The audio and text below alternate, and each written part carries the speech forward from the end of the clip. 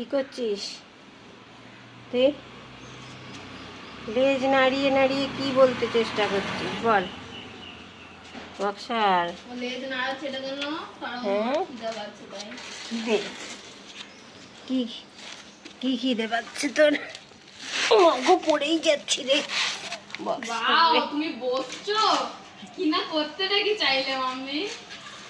Boxer বসার জায়গা তো পুরো মাথাটা আগিয়ে দিল দেখ। বক্সারের মাথায় হাত দেবো বলে মাথাটা আগিয়ে দিল, এই দেখ। বক্সার